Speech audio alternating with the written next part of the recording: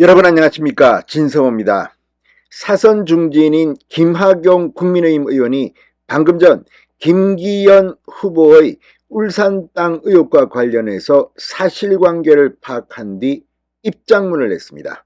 자, 지금 전당대회 이제 열흘 앞으로 다가왔습니다. 지금 판세는 대충 결정되었다는 사람들이 많습니다. 이런 가운데 1강 3중 1강 3약 이렇게 지금 평가를 받고 있습니다.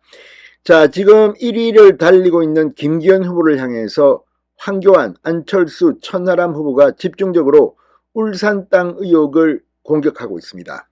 그런데 시간이 흐를수록 사실관계가 서서히 드러나고 있습니다. SBS가 현장 취재를 통해 이 지금의 시세 같은 것들을 말했고 그 땅도 보여줬습니다.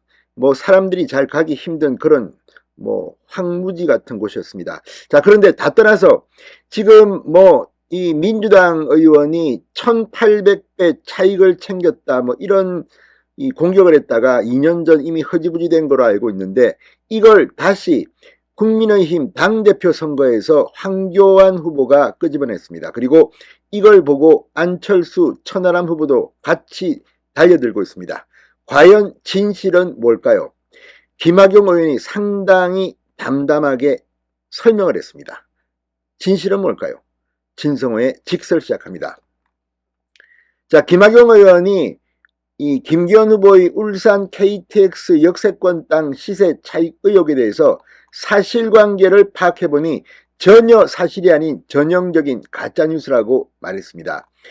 방금 전 김학용 의원이 논평을 내고 이 김기현 후보가 1800배 640억 원의 시세 차익을 얻었다는데 1998년 매입 당시와 비교하니 최근 개별 공시지가는 약 5배 정도 오른 것이 맞다고 말했습니다.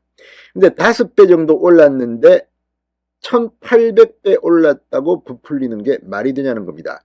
이 1800배는 민주당의 양이원영 의원 등이 주장했던 것으로 기억합니다. 자, 지금 이 돈이 640억 원 가치가 있을까요?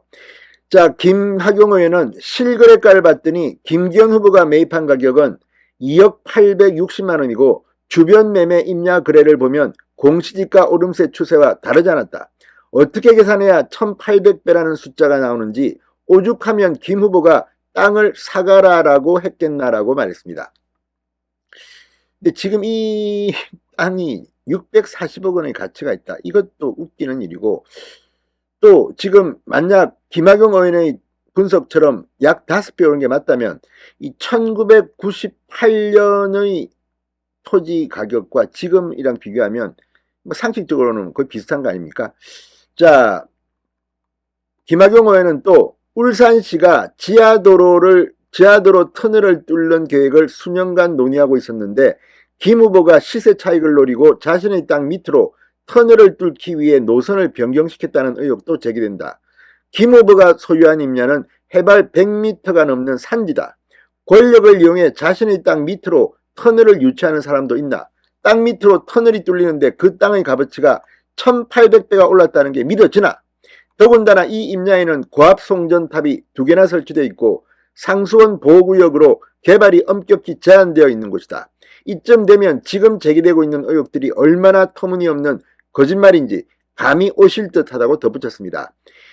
김학용 의원은 저도 과거에 비슷한 공격을 받은 적이 있다. 저와 상관도 없는 인근 토지 거래 중 한 건을 들고 나와서는 제가 산 땅이 몇 배가 올랐다고 흑색선전을 한 것인데 전문가에게 감정서를 떼어보니 턱도 없는 가격이었다고 말했습니다.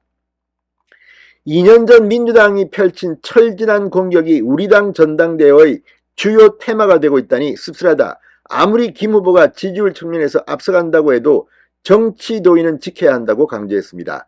저를 포함한 당원들은 흑색선전과 내부 총질이 아닌 내년 총선 승리 전략과 당의 경쟁력 강화 방안을 듣고 싶다. 후보들의 자중과 당원들의 현명한 판단을 기대한다고 덧붙였습니다.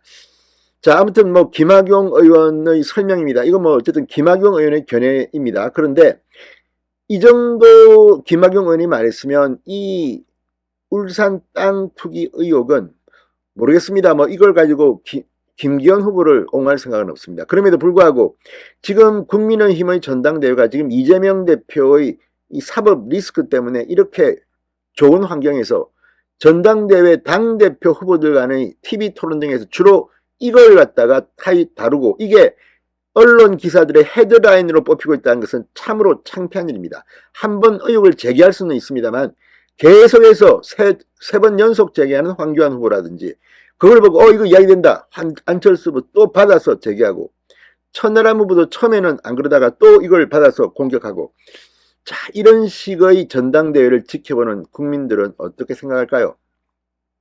자, 지금 판세에 대해서는 김성태 전 국민의힘 의원이 이 안철수 후보에 대한 평가를 내렸습니다.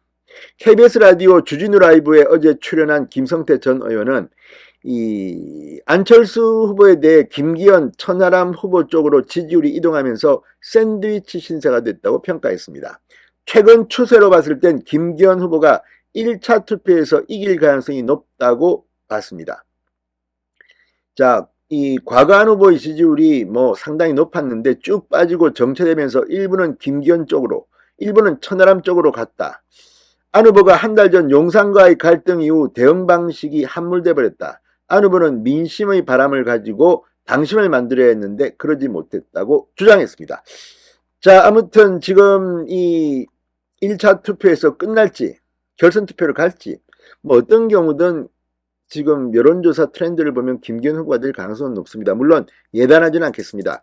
자, 어쨌든 국민의힘 전당대회의 주요 이슈가 이렇게 땅 투기 의혹으로 점철되는 것 이건 바람직한 게 아닐 것 같습니다. 진성호의 직설이었습니다. 여러분 감사합니다.